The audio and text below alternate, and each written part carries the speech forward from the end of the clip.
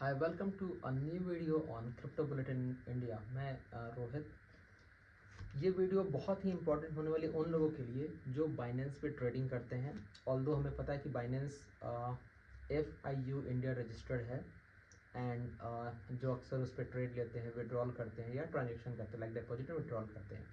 ये वीडियो उनके लिए भी इंपॉर्टेंट होने वाली है जिनको फैक्ट्स नहीं पता है कि 22 जून 2026 से बाइनेंस ने क्या चेंजेस किए हैं। क्या आप ट्रांजेक्शन जब करते हो तो आपके अदर वॉलेट्स जो हैं, जैसे वो जो आपके जो प्राइवेट वॉलेट्स हैं, प्रेफरेबली हम लोग जो ट्रस्ट वॉलेट यूज़ करते हैं या फैंटम, या आपके जो दूसरे एक्सचेंज पे जो USDT पड़े हुए हैं ना, अगर आप उनको भी डिपॉजिट करो बाइनेंस पे तो उसका इन्फॉर्मेशन भी जा रहा है भारतीय गवर्नमेंट के पास। और बाइनेंस ने बहुत सी समझदारी से शब्दों के साथ खेला है, वर्ड्स के साथ खेला है, और आप बोल सकते हैं कि हमारी ज़िंदगी से, हमारे ट्रांजेक्शन से भी खेल रखा है। सो चलिए स्टार्ट करते हैं ये बिल्कुल नया video. And again if you like the content do not forget to subscribe our channel. और कल से रेगुलर अपडेट्स इस पर आने लगे, हमने अपना नया सेटअप भी रेडी कर लिया है। So let's go. Dear Binancean, in adherence to local regulatory requirements, Binance will gradually introduce changes to crypto withdrawal and deposit procedure for Indian users. कहने का मतलब यह है कि बाइनेंस ने जो इंडियन यूजर्स है उसके लिए ना डिपॉजिट और विड्रॉल पॉलिसी में बहुत कुछ चेंजेस कर रखा है। अभी रेसेंट चेंज में यह है कि अगर आप कोई भी ट्रांजेक्शन करते हो, फॉर एन एग्जांपल अगर आप अपने थर्ड एक्सचेंज या फिर अपने प्राइवेट वॉलेट से एक फंड ट्रांसफ़र करते हो बाइनेंस में, maybe any case, let's take a scenario कि आपका कोई ट्रेड रनिंग है जो कि लिक्विडेशन के मोड पे है, एंड उसको सेव करने के लिए आपने अपने बिनजेक्स वाले अकाउंट से या ब्लोफिन वाले अकाउंट से या ट्रस्ट वॉलेट से आपने एक अमाउंट ट्रांसफ़र किया बाइनेंस पे। इस केस में क्या होगा कि बाइनेंस आपको पहले शो करेगा कि आपका जो फंड है वो सेफली क्रेडिटेड हो चुका है बाइनेंस में। लेकिन if you want to move on the transaction the funds from spot of funds to USDT M perpetual या किसी और में ना, you need to provide some information. अभी वो इन्फॉर्मेशन क्या है? वो इन्फॉर्मेशन ये है कि बाइनेंस आपसे पूछता है कि सेंडर का इन्फॉर्मेशन दो। जो वॉलेट से है वो आपका प्राइवेट वॉलेट है या आपके नोन बंदे का है। If you select private wallet so Binance वो आपका इन्फॉर्मेशन फीड कर लेता है। अगर आप लिखते हो कि वो किसी थर्ड पार्टी का तो वो आपसे उनका इन्फॉर्मेशन मांगता है।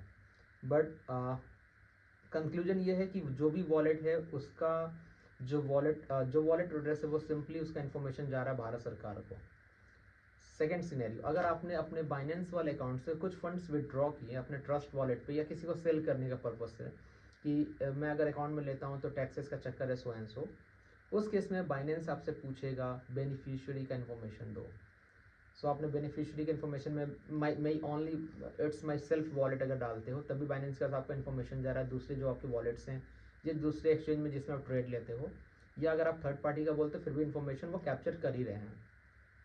तो पूरी कहानी का सार ये है कि हम जो ये सोचते थे कि बाइनेंस 1% TDS नहीं काट रहा है, हम किसी को कैश दे करके फंड ले लेंगे और हम इसमें ट्रांसफ़र कर देंगे, सो वो इन्फॉर्मेशन भारतीय गवर्नमेंट के पास नहीं जाएगी।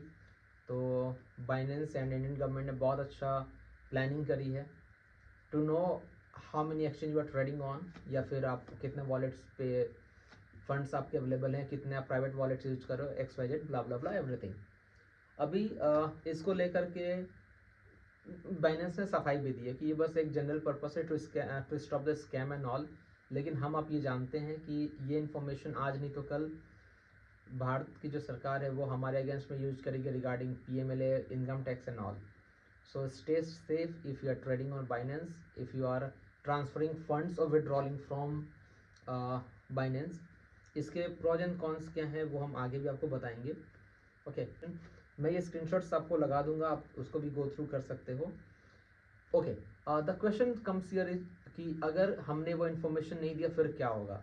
सो in case of you do not provide the information, the transaction may be delayed, may be cancelled और reverse back to the sender.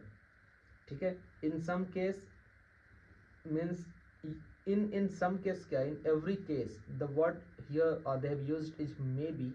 लेकिन मैंने अभी तक जितने भी ट्रांजेक्शन किए बाइनेंस से या मेरे जो नॉन बंदे हैं उन लोगों के थ्रू यही पता चल रहा है कि in every transaction the amount is $10, $100 और $1000 या मोर। लेकिन बाइनेंस हर एक ट्रांजेक्शन में आपसे सेंडर या बेनिफिशियरी का इंफॉर्मेशन मांग रहा है। मैं बहुत ही क्विकली कुछ एक पॉइंट्स आपको बता दे रहा हूँ कि ये जो अप्लाई किया बाइनेंस ने जो चेंजेस लाए हैं वो FIU के साथ एंड FIU इंडिया के साथ, उसके क्या इम्पैक्ट्स हो सकते हैं, वो क्यों लाया गया है, उसके क्या कारण हो सकते हैं।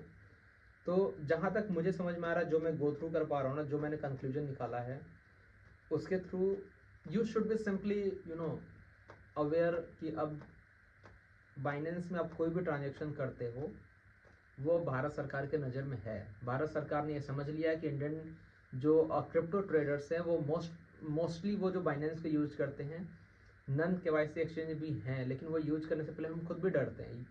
वी आर वेल अवेयर कि मतलब क्या हुआ है, बहुत ही फंड्स, बहुत सारे ऐसे नन KYC एक्सचेंज जिसमें फंड्स स्ट्रक हो गए। इनफैक्ट मैक्सी में तो हमने किया भी था ना KYC, बट फंड स्ट्रक हो गए। वजीरेक्स में हमने किया था, वहाँ भी स्ट्रक हो गए। तो जब जैसे हम KYC कर रहे हैं वहाँ पे अगर हमारे फंड्स फंस जा रहे हैं, सो नन KYC एक्सचेंज का तो ऑब्वियसली जवाबदेही कुछ नहीं होता है। हियर बाइनेंस अब पूरी तरह से FIU इंडिया रजिस्टर्ड हो चुका है और इनकम टैक्स रेगुलेशंस लागू हो चुके हैं। Income tax and FIU auto data sharing. Okay, so मैं आपको बहुत ही सिंपल वर्ड्स में बताता हूँ कि आप भूल जाओ कि बाइनेंस आपका डेटा जो है वो सेफ है या छुपा हुआ है।